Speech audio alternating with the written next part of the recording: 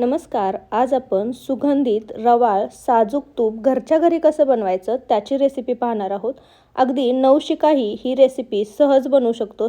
हे तूप घरच्या घरी सहज बनवू शकतो. खरं सांगू का, मीही हे पहिल्यांदाच ट्राय केलेलं आहे आणि अगदी पहिल्या प्रयत्नातच रेसिपीचा व्हिडिओ टाकेल इतकं सुंदर हे तूप अगदी कमीत कमी भांड्यांचा वापर करून खूप जास्त पसारा न करता तूप कसं बनवायचं हे मी दाखवलेलं आहे. खूप छोट्या छोट्या आणि साध्या साध्या टिप्स सांगितलेल्या आहेत. ह्या तुम्हाला आयुष्यभर उपयोगी पडतील अशा हे आहेत. आणि सोबतच तुपाला जळकट करपट वास येऊ नये, त्यासोबतच तूप जास्तीत जास्त कसं टिकावं त्यासाठीही मी टिप्स सांगितलेल्या आहेत. त्यामुळे रेसिपी पूर्ण बघा. चला तर मग वेळ न घालवता रेसिपी कशी बनवायची ते पाहूयात. तर इथे मी एका स्टीलच्या पातेल्यामध्ये साधारण 10 ते 12 दिवस गाईच्या दुधाची जी साई असते ती साठवत आहे. गाईचं दूध छान गरम करून घ्यायचं आणि हे असं संपत आलं की याच्यावरची ही साई चमच्याच्या साह्याने काढून घ्यायची. याच्यामधलं दूध सगळं निथळून घ्यायचं आणि ही साई या साईच्या पातेल्यामध्ये मी साठवत होते. तर आता ही साई आपण सगळी व्यवस्थित मिक्स करणार आहोत. थोडंसं दूध यासोबत आलं तरीही काही टेन्शन घ्यायची गरज नाही आहे. तर आता हे पातेलं माझं पूर्ण भरलेलं आहे, त्यामुळं मी याला आता विरजण लावत आहे. तर इथे मी दही घेतलेलं आहे, साधारण 2 ते 2.5 चमचे दही आहे. हे आपण यामध्ये मिक्स करणार आहोत. तर हे मी बाहेरून विकत आणलेलं दही आहे. तुमच्या घरात बनलेलं दही असेल तर ते घेतलं तरीही चालेल. आता हे दही व्यवस्थित या साईमध्ये सगळं मिक्स करायचं. साई साठवताना लक्षात ठेवायचं की स्टीलचं पातेलं, स्टीलचं भांडं किंवा काचेच्या भांड्याचा वापर करायचा. प्लास्टिकच्या भांड्याचा शक्यतो वापर करायचा नाही. तर आता ही साई आपण जी दही मिक्स केलेली आहे ही आपण 4 ते 5 तास अशीच बाहेर ठेवणार आहोत आणि त्यानंतर मी पूर्ण रात्रभर ही फ्रीजमध्ये ठेवणार आहे. आणि मग याला चांगलं विरजण लागलं की याचं आपण उद्या तूप बनवणार आहोत. तर ही आपण साई अशीच नॉर्मल टेम्परेचरवरती बाहेर ठेवूयात. तर आता मी दुसऱ्या दिवशी हे फ्रीजमधून पातेलं साधारण 1 तासभर झालं बाहेर काढून ठेवलेलं आहे. याला छान विरजण लागलेलं आहे. तुम्ही पाहू शकता की हे छान असं घट्टसर दही तयार झालेलं आहे. तर हे आपण तूप बनवायच्या आधी साधारण 1 तासभर बाहेर काढून ठेवायचं आणि हे नॉर्मल टेम्परेचरला येऊन द्यायचं. तर आता हे नॉर्मल टेम्परेचरला आलेलं आहे, त्यामुळे आपण हे लोणी बनवायला घेणार आहोत. तर इथे मी मिक्सरचं भांडं घेतलेलं आहे. मिडल नंबरचं जे भांडं असतं ते घेणार आहोत आणि यामध्ये हे लोणी काढून जी साई आहे ती काढून घेणार आहोत. तर मी जी ही साई आहे ते 3 ते 4 बॅचमध्ये घेणार आहे. थोडी थोडी घेऊन आपण याचं लोणी बनवून घेणार आहोत. तर याचं झाकण लावायचं आणि हे मिक्सरला फिरवून घ्यायचं. तर साधारण मिक्सर 1-2 मिनटं छान व्यवस्थित असा फिरवून घ्यायचा आणि त्यानंतर तुम्ही पाहू शकता की याला एक असं क्रीमीसर टेक्स्चर येतं. तर तुम्ही बघू शकता की हे असं दाटसर छान तयार झालेलं आहे. आधी हे असं पूर्ण असं घट्टसर होतं. तर आता यामध्ये आपण पाणी घालणार आहोत. तर उन्हाळ्याचे दिवस असतील तर थंड जे फ्रीजमधलं पाणी असतं ते तुम्ही यामध्ये घालायचं आणि जर पावसाळा किंवा हिवाळा असेल तर थोडंसं नॉर्मल टेम्परेचरचं घरातलं पाणी घातलं तरीही चालेल.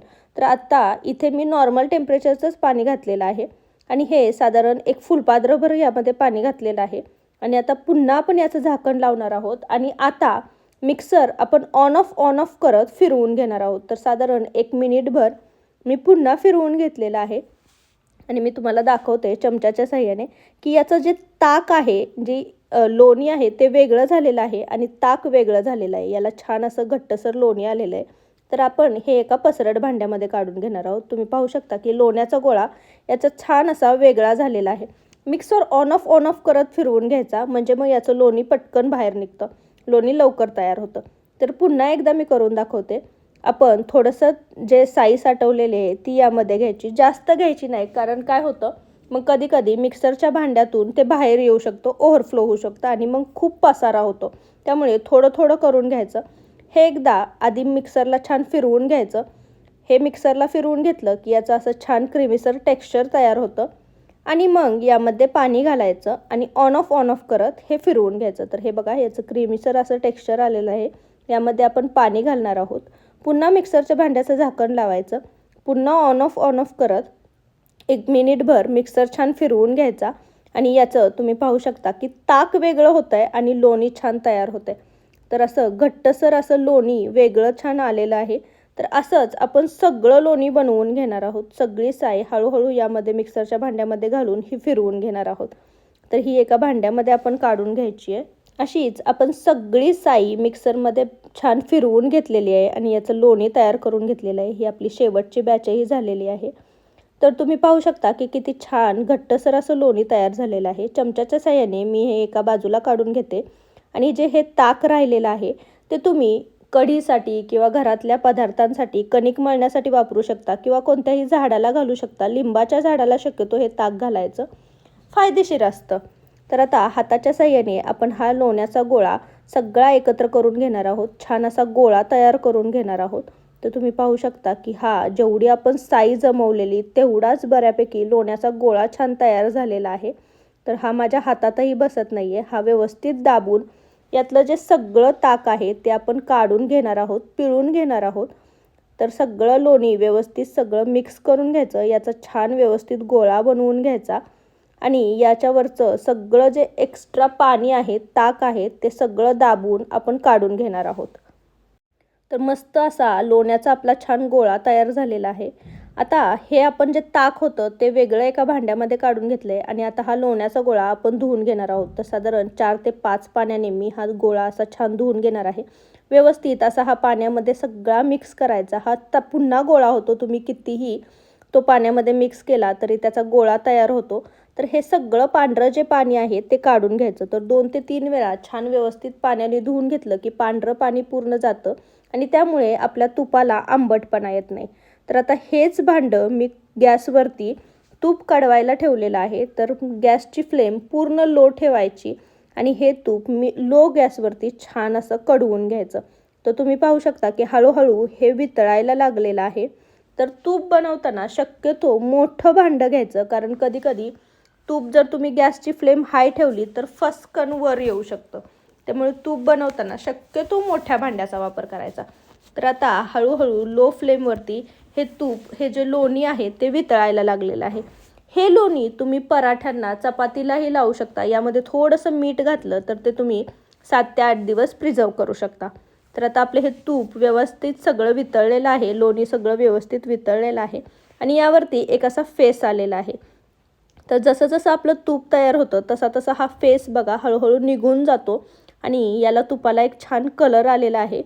तर आता तुम्हाला तूप थोडंसं गोल्डन ब्राऊन रंगावरती करून घ्यायचं आहे. त्यामुळे तूप व्यवस्थित शिजलं जातं, त्याचा वास येत नाही आणि त्याच्यावरती जी घाण आहे ती जाऊन तळाला बसते. तर हळूहळू तुम्ही पाहू शकता तुपाचा कलर चेंज होतो आहे आणि पूर्ण यावरचा फेसही जातो आहे. तर हे सतत ढवळत राहायचं आणि छान हे कढवून घ्यायचं. तर तुपाला आपल्या छान असा कलर यायला लागलेला आहे. थोडासा ब्राउनिश कलर व्हायला लागलेला आहे. तर तुपाचा एक छान सुगंध यायला लागतो. तसा सुगंध आला की समजायचं आपलं तूप तयार झालेलं आहे. जास्त पण करपवून द्यायचं नाही तूप. तर तुम्ही पाहू शकता की या तुपाला छान कलर आला आहे. मी गॅसची फ्लेम बंद करते आणि हे तूप थंड करून घेते. हे तूप व्यवस्थित थंड करून घ्यायचं, नॉर्मल टेम्परेचरला येऊन द्यायचं. तर या लोण्यामधला जरी काही कण राहिलेले असतील तर ते काय होतात, भांड्याला तळाशी चिकटतात आणि मग ते हळूहळू करपायला लागतात. त्यामुळे आपल्या तुपाला करपट वास येऊ शकतो. त्यामुळे लक्षात ठेवायचं, हे सतत हलवत राहायचं. आता हे तुम्हाला जर तूप जास्त दिवस प्रिझर्व करायचं असेल तर यामध्ये थोडंसं तुम्ही मीठ घालू शकता. कोणी कोणी यामध्ये लवंग किंवा आपले जे खाऊची पानं असतात ते घालतात. त्यानेही तुपाला खूप छान सुगंध येतो. तर इथे आपण काहीही घातलेलं नाही आहे. तर आता हे तूप नॉर्मल टेम्परेचरला आल्यावर व्यवस्थित आपण गाळून घेतलेलं आहे. तुम्ही पाहू शकता की गाळणीवरती किती खराब जी डस्ट होती, त्याच्यातलं जे घाण होती ती वरती राहिलेली आहे आणि आपलं जे तूप आहे ते छान तयार झालेलं आहे.